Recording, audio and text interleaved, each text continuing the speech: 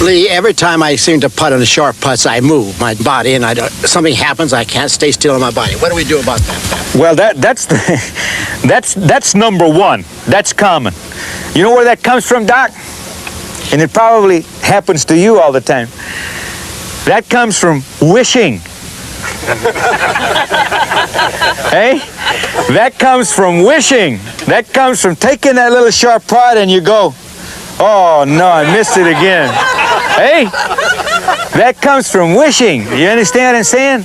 The greatest way to train yourself not to move, number one, there's many ways, but number one is to listen for the putt to go in.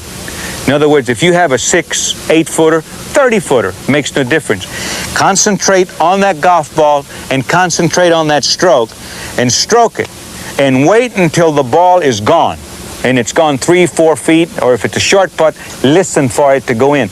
You'll be surprised how this will keep you from moving. Now, if you can't get out of it doing that, you understand, what happens to you, if you move on the ball, what happens is you rock on it. Your head rocks on it. One of the greatest practice, if you want to practice on the putting green and you want to practice not moving, try to move your head backwards when you hit the putt. Let me show you just in a couple of little ones right here what I'm talking about here. I'm going to demonstrate what Doc was asking here about moving. Watch my head here. Most people take the putter back, and as they hit it, you see that? You see how the head, it almost rocked on you. What happens now is this elbow gets out and the shoulder gets on top, and you're not going to hit a good putt. You're not going to hit a good putt whatsoever. You're going to make some, but not many.